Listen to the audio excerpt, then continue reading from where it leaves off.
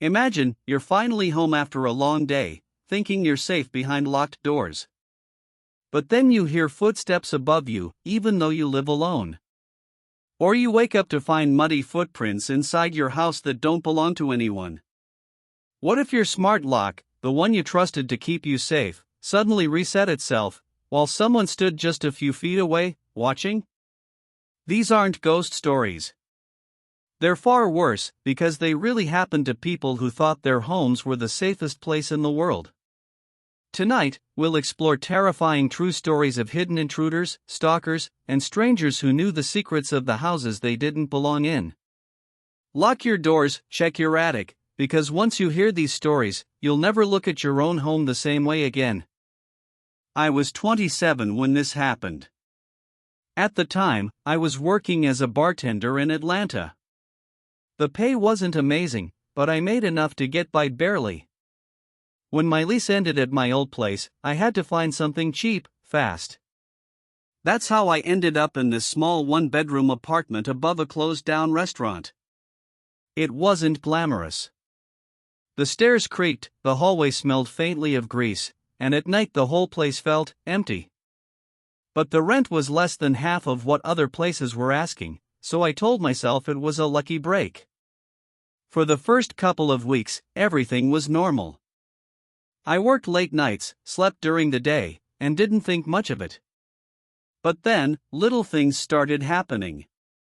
One night, around 2 a.m., I came home from a shift. As I walked across the floor, I heard this faint scraping sound, almost like fingernails against wood. I froze, waiting, listening. It stopped. I told myself it must have been the building settling, or maybe a rat. The restaurant below had been abandoned for years, and I figured rodents weren't out of the question. But the noises didn't stop. In fact, they got worse. Some nights, I'd hear footsteps, slow, deliberate steps, moving directly beneath me. Other times, I'd be sitting on the couch, and the floorboards under the rug would flex. Like something was pushing up from underneath. One evening, curiosity got the best of me. I pulled the rug back and noticed that one of the old wooden boards was slightly raised, like it had been pried open before.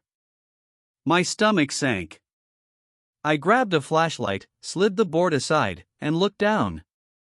The space beneath my apartment wasn't just a crawl space. It was a whole open area that connected to the restaurant below.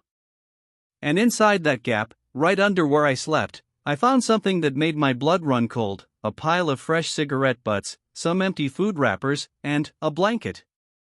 Somebody had been down there. I tried to laugh it off. Maybe it was old trash. Maybe some squatter used to stay there before I moved in. But then, I saw something I couldn't explain. From deep in the crawlspace, past where my light could fully reach, a faint glow.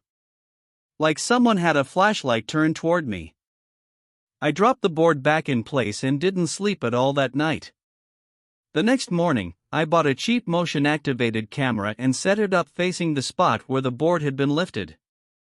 I had to work a double shift that day, so I left it recording.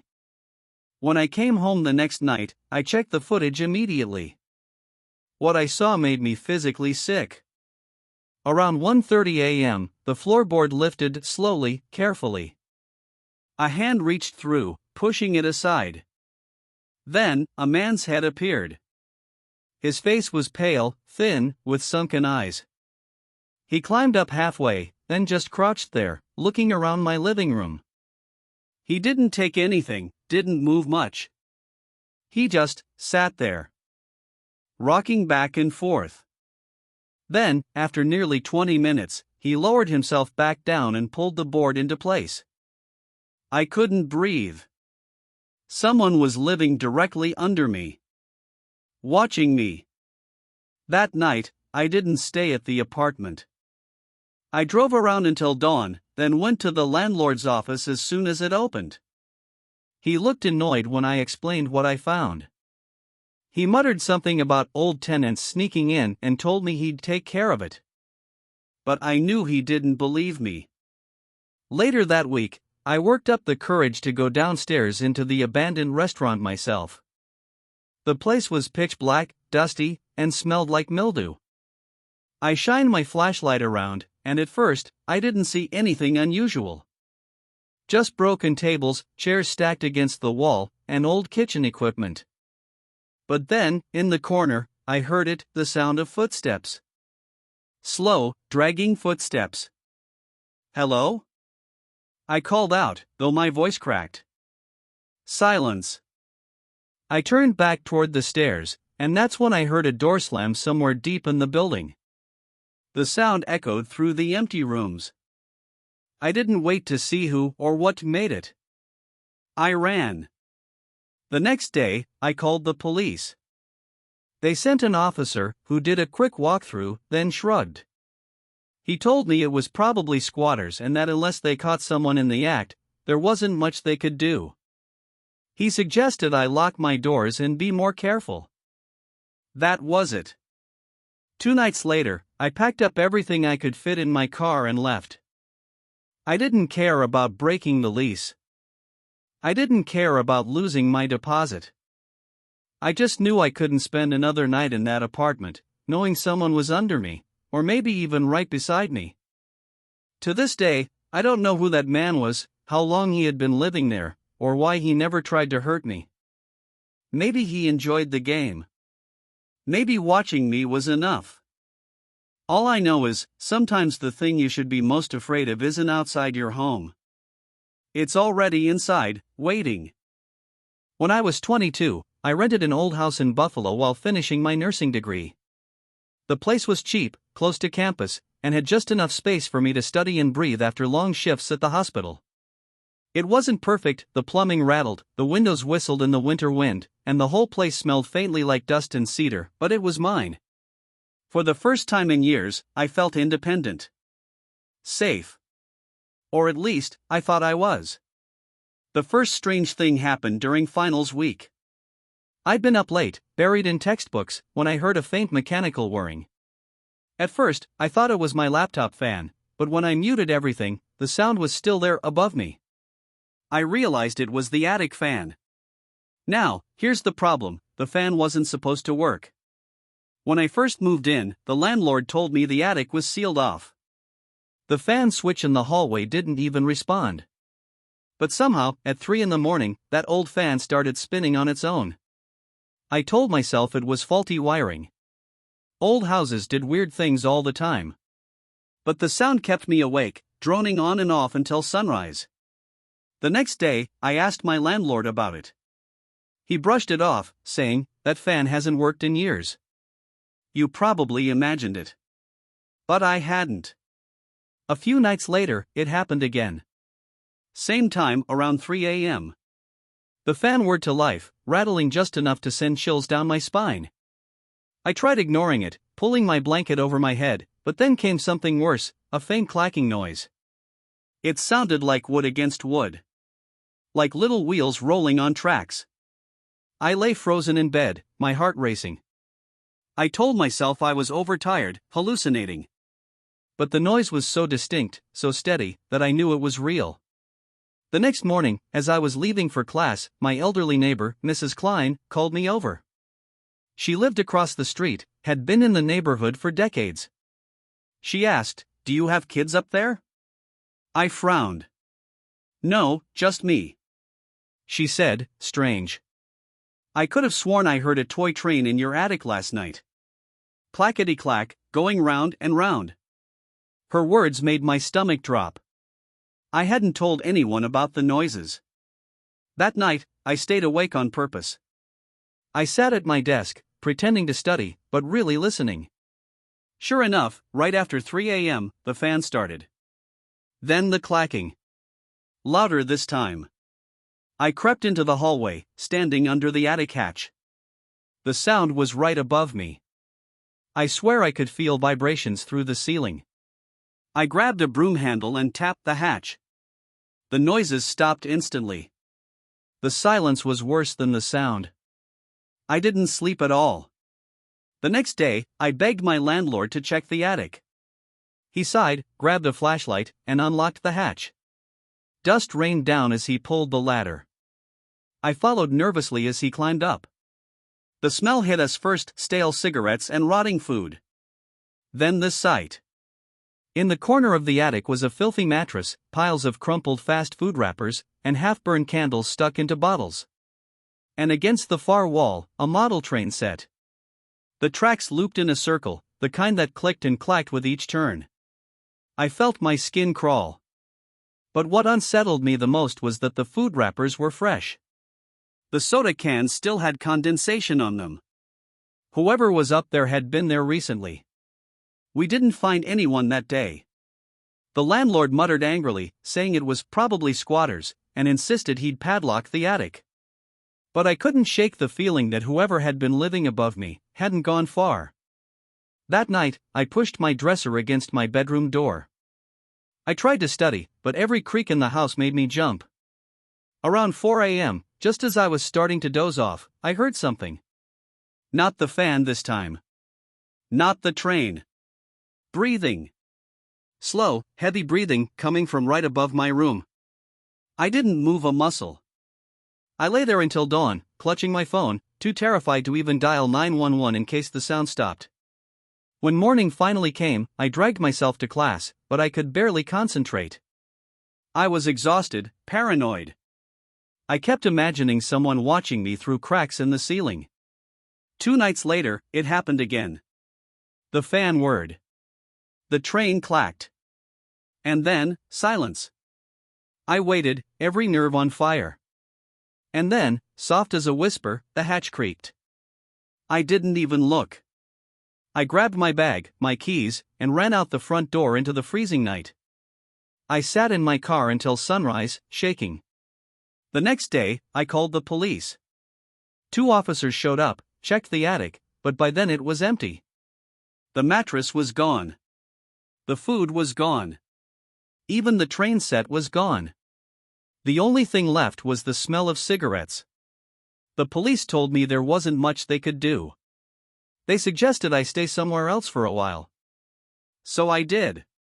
I crashed at a friend's place until the semester ended, then moved out as fast as I could. I didn't even bother collecting my deposit. To this day, I still wonder who was living above me, night after night. How long had they been there? Why did they choose 3 a.m. to run that train? And why, when I finally heard them breathing above me, did they stop the second I noticed? Some people say your home is your sanctuary. A place where you're supposed to feel safe. But trust me, once you've heard someone else breathing above your ceiling in the dead of night, you'll never believe that again. When my family and I moved into the little ranch house, it felt like a dream come true. After years of cramped apartments, we finally had a yard, a driveway, and 3 bedrooms, one for us, one for our 6-year-old son, and one that doubled as a home office. The house wasn't perfect, it was a bit outdated, with faded wallpaper and squeaky doors, but it was cozy.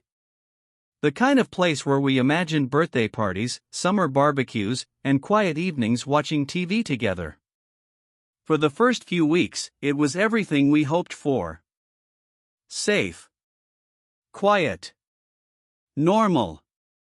But then, one rainy night, I noticed something strange. As I was locking up before bed, I passed my son's room and froze. Right outside his window, in the mud, were footprints. Bare footprints. At first, I thought maybe my son had gone outside earlier and tracked them in, but they were far too big, like a grown man's. And they weren't leading away from the window, they stopped there. As if someone had been standing, watching. I told myself it was nothing, just a trick of the rain. But I couldn't shake the feeling of being watched. The next morning, I checked again. The prints had washed away in the storm. My partner laughed it off, saying I was being paranoid. Maybe they were delivery guy prints. Maybe just neighborhood kids messing around. But a few days later, something else happened. It was a Saturday afternoon. There was a knock at the door. When I opened it, a man in his 40s stood there. He looked off. His clothes were dirty, his eyes darted around nervously. Does Sharon live here? He asked. I told him no one named Sharon lived here. He frowned, muttered something under his breath, and walked off down the street. I thought it was odd, but people get addresses wrong all the time. I didn't think much of it. Until that night.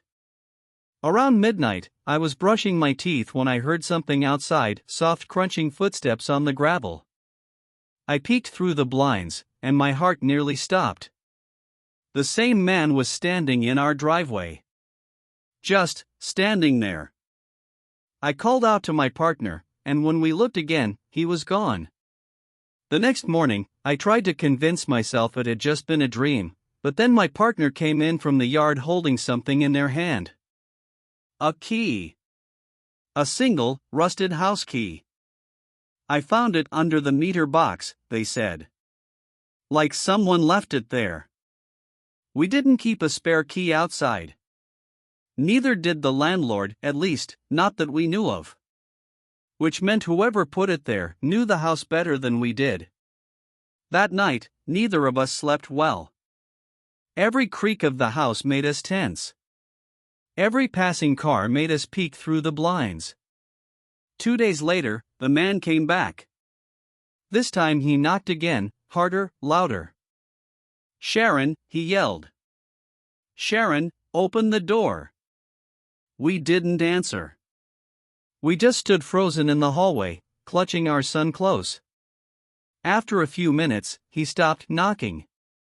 We heard footsteps fade away. But later, when we finally got the courage to look outside, there they were again, muddy footprints, leading straight up to the same bedroom window. That was the breaking point. We called the police. They came out, took a report, but their tone was dismissive. Probably just a confused guy, they said. We'll keep an eye out. But I could tell by the way they looked at me that they weren't taking it seriously. The next evening, as the sun was setting, I caught movement by the edge of the yard. That same man was standing just past the fence line, watching. He didn't move, didn't wave, just stood there. I called the police again.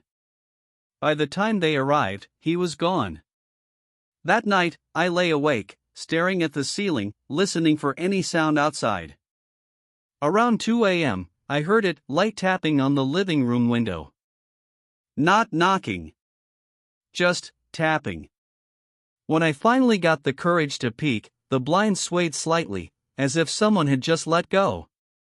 The next morning, my son asked me, Mommy, who was talking outside my window last night? I felt my blood run cold. We called the landlord, furious. He admitted that the previous tenant, a woman named Sharon, had lived there for years, and apparently her ex-boyfriend had caused problems. He had a habit of showing up uninvited, even after she moved out. The landlord promised to change the locks immediately. But even after the new locks were installed, the damage was done. For the rest of the lease, every night felt like a countdown. Every noise outside made us jump. Every shadow felt like him, waiting to come back. We never saw the man again, not up close at least. But sometimes, late at night, I swore I saw a figure standing by the fence, watching. We left that house as soon as the lease was up. People say you're supposed to feel safe in your own home. But tell me, how do you feel safe when you know someone else out there has the key? I've always been a tech geek. As a freelance tech writer, I spent most of my time reviewing gadgets, phones, laptops, smart devices. So when smart home technology really started to take off, I jumped on it. My little rental house in Phoenix became my testing ground. I installed smart bulbs, a Wi-Fi thermostat, a doorbell camera, and most importantly, a smart lock. All connected through my phone. With a few taps, I could lock the door, check who was outside, even adjust the lights. It felt safe. Controlled. Almost futuristic. But the truth is, sometimes the things you trust the most are the things that betray you. It was a Thursday night. I was sitting at my desk, writing a review, when my phone buzzed. It was a notification from the Smart Lock app. Front door, lock reset to factory settings. I blinked. That didn't make sense. I hadn't touched it. I opened the app, and sure enough, the system had been reset, as if someone had physically pressed the button on the lock itself. I felt a shiver crawl up my spine. You can't reset it remotely, it has to be done in person. Someone was outside. I ran to the door, pressed my eye to the peephole. Nothing. Just the quiet street. I tried to calm down, telling myself maybe it glitched. Maybe I had pressed something without realizing. But then another notification popped up. Lock attempted login, failed. It listed an IP address. When I traced it, my stomach dropped. It wasn't some random hacker across the world, it was a device just 300 feet away. Whoever it was, they weren't far. I turned on every light in the house and double-checked the windows. For the rest of the night, I barely moved, just staring at the door. Around 2 a.m., I heard it, a faint vibration on the doorknob. Not loud, not forced, like someone slowly, carefully testing it. The hairs on my arms stood straight up. I shouted, "Get the hell out of here," but when I ripped the door open, the porch was empty.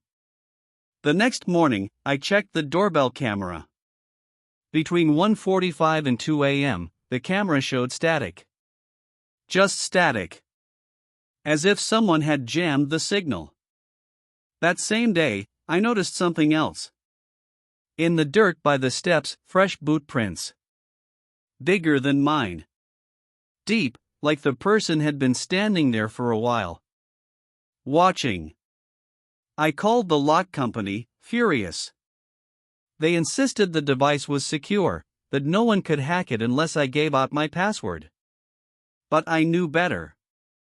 Someone had been at my door. Someone close enough to trigger that IP address. That night, I tried to sleep, but every sound made me jump. Around 3 a.m., my phone buzzed again. Another notification. Door unlocked. I froze. I grabbed a baseball bat from the closet and crept down the hall. My pulse was pounding in my ears. When I reached the living room, I saw the deadbolt slowly turning, on its own. I lunged forward, yanked the door open, and screamed into the night. The street was empty.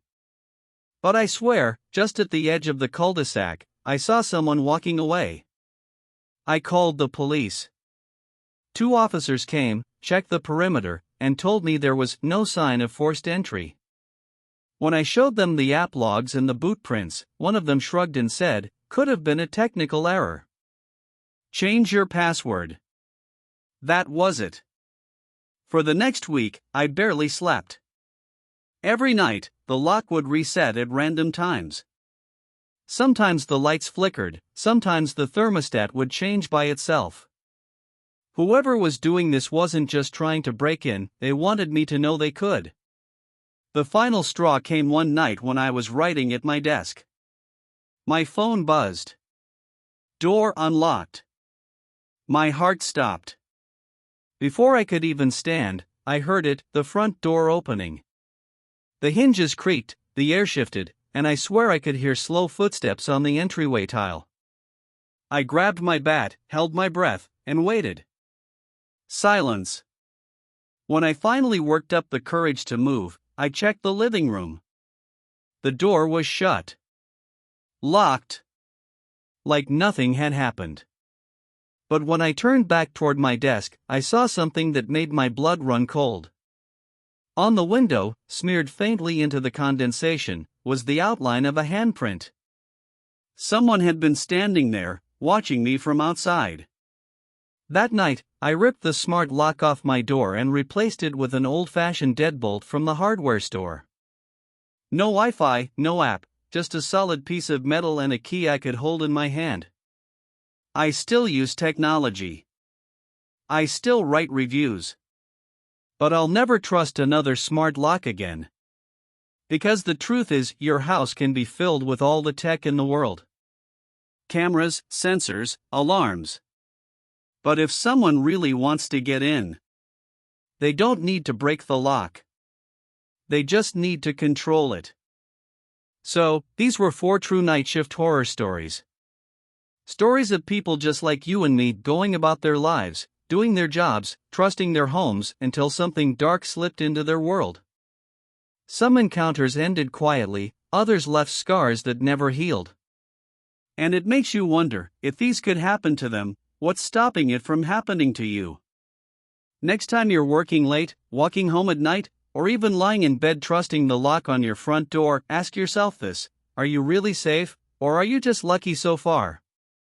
Stay alert. Stay alive.